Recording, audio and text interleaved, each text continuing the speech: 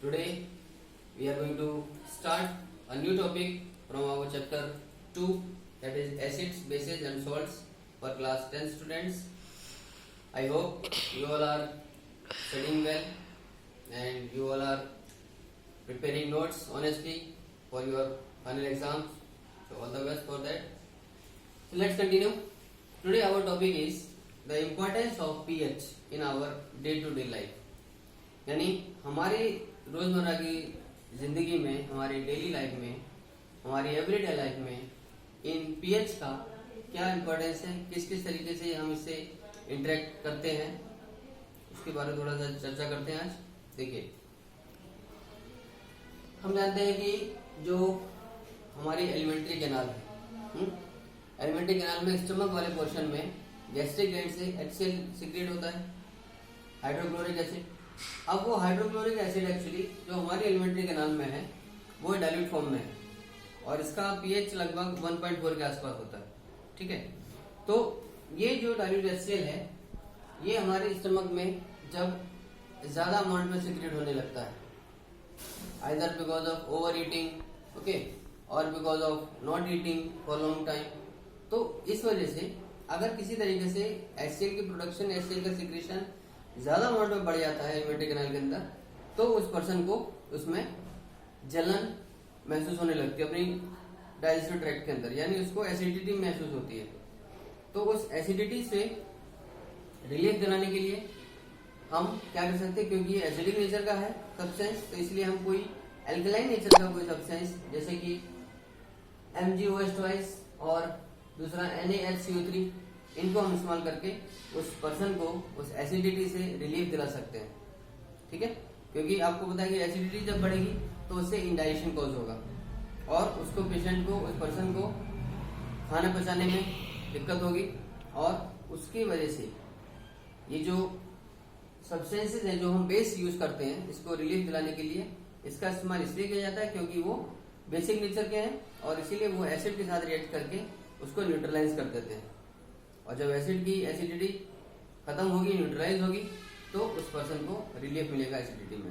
Okay, और आप जानते हैं कि MgOH को हम कॉमनली मिल्क ऑफ मैग्नीशिया कहते हैं, है ना। आपने पिछले क्लास में देखा होगा, पिछले वीडियोस में आपने समझा होगा। तो MgOH is also commonly known as milk of magnesia, ये की एक बेस है। और जो NaHCO3 आप देख रहे हैं दूसरा, ये बेकिंग सोडा है, right. NaHCO3 sodium hydrogen carbonate या बेकिंग सोडा। तो ये दोनों एल्कलाइन सब्सटेंसेस को हम उस पेशेंट को थोड़ी सी अमाउंट खिला के उसको एसिडिटी से हम रिलीफ दिला सकते हैं, राइट। तो देखा आपने, ये सब्सटेंसेस घरों में पाए जाते हैं और HCl हमारे शरीर के खुद के अंदर है, तो कितना जरूरी है इस तरीके की जानकारी रखना, राइट। सेकंड पॉइंट, इसमें आप देख रहे हैं कि टूथ डिलीट। दोस्तों देखिए, इस बारे में एक चीज मैं बताऊं आपको, जो हम खाना खाते हैं तो उसमें ज्यादातर केसेस में हम शुगर इनटेक कर रहे होते हैं, है ना। और खाने के साथ साथ जो बैक्टीरिया है एनवायरमेंट में, एयर में मौजूद, वो भी हमारे मुंह के अंदर एंटर करते हैं।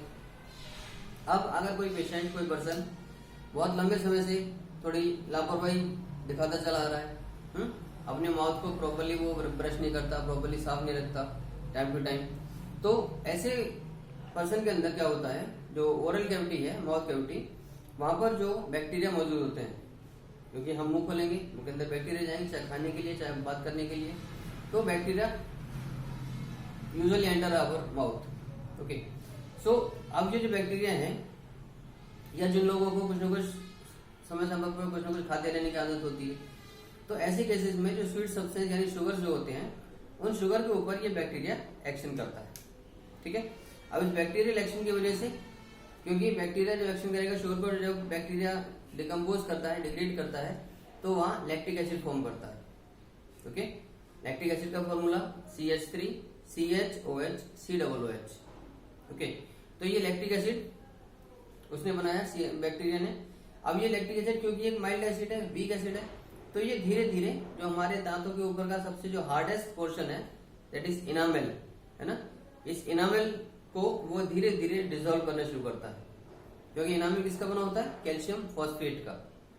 Enamel is made up of calcium phosphate, तो इसके डिसोल्यूशन की वजह से ये इनामेल धीरे धीरे कुछ सालों में कमजोर पड़ता चला जाता है और इसके अंदर पेनिट्रेशन स्टार्ट हो जाता है, इसके अंदर एक होल होना, कैविटी बनना शुरू हो जाती है। ठीक है, अब इसके बाद जो एनामेल के नीचे जो एक और अंदर सीमेंटेड लेयर है हमारे दांतों के अंदर, स्ट्रक्चर ऑफ टूथ अगर आपको पता हो तो उसमें एक सीमेंटेड लेयर और होती है जिसको डेंटाइन बोलते हैं। अब क्योंकि ये लेयर डेंटाइन लेयर ये भी हार्ड लेयर है, लेकिन इनामेल जितनी हार्ड नहीं है। Okay, because enamel is the hardest substance of human body, of our body. Enamel, ये जो ऊपर से हम दांतों का जो सफेद हिस्सा देखते हैं, ये हमारी बॉडी का सबसे हार्डेस्ट पोर्शन है। अब उसको जब उसने बैक्टीरियल की लैक्टिक एसिड ने ग्रेजुअली अपने डिपोजिशन से धीरे धीरे डिजोल्व करना शुरू कर दिया, तो वो होल हो गया आर पर, इनामेल को पियर्स कर दिया उसने। अब उसके बाद डेंटाइन तक पहुंचेगी लैक्टिक एसिड, तो लैक्टिक एसिड धीरे धीरे डेंटाइन को भी इसी तरीके से डिजोल्व करता चला जाएगा कुछ महीनों में। और फाइनली जब ये लैक्टिक एसिड हमारे पल्प कैविटी पर जाके लगता है, जिसमें नर्व सप्लाई है, ब्लड सप्लाई है, तो जहाँ पल्प पे जाके जब वो टकराता है तो उसमें हमें सेंसिटिविटी महसूस होती है, दांतों से खून आना, ठंडा गर्म लगना, ये सारी समस्याएं स्टार्ट होती हैं।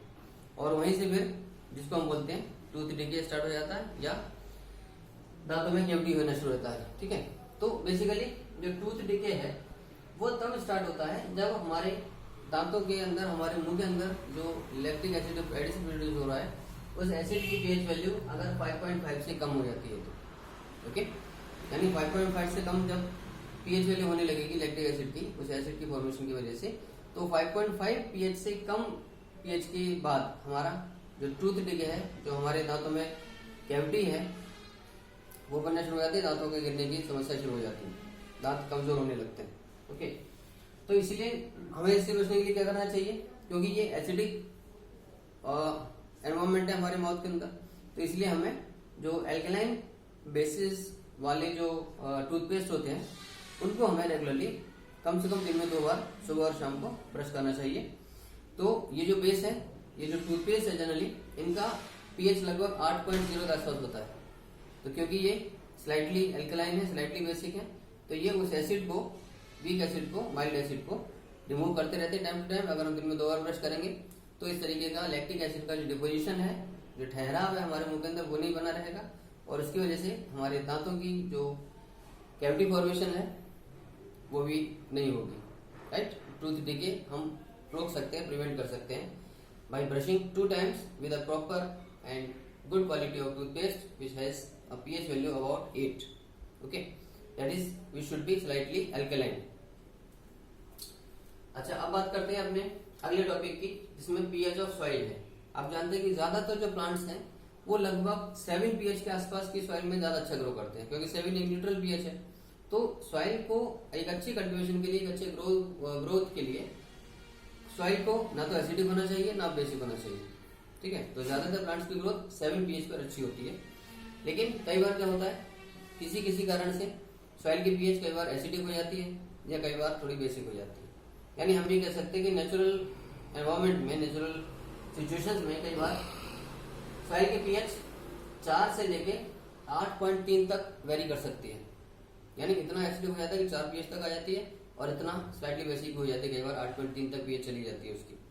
तो इस केस में अगर सॉइल हमारी 4 पीएच वाली यानी स्लाइटली एसिडिक है, तो एसिडिक सॉइल को हमें न्यूट्रलाइज करने के लिए, अपने क्रॉप कल्टीवेशन के लिए एक ऑप्टिमम या अच्छी बनाने के लिए क्या करना पड़ेगा, हमें बेस का इस्तेमाल करना पड़ेगा। राइट, तो इस प्रकार की एसिडिक सॉइल में हम केमिकल्स के छिड़काव करते हैं, जिसमें जनरली कैल्शियम ऑक्साइड यानी क्विकलाइम या स्लेक्ट लाइम भी हम डाल सकते हैं, कैल्शियम हाइड्रोक्साइड, स्लेक्ट लाइम, या कई बार हम कैल्शियम कार्बोनेट यानी लाइमस्टोन का भी जो छिड़काव है, जो स्प्रे वो करते हैं, ताकि सॉइल की एसिडिक नेचर खत्म हो सके, सॉइल को ये न्यूट्रलाइज करे और फिर वहां पर हमारी जो क्रॉप्स हैं, जो प्लांट्स हैं, वो इजीली ग्रो कर सके, अच्छी ग्रोथ कर सके।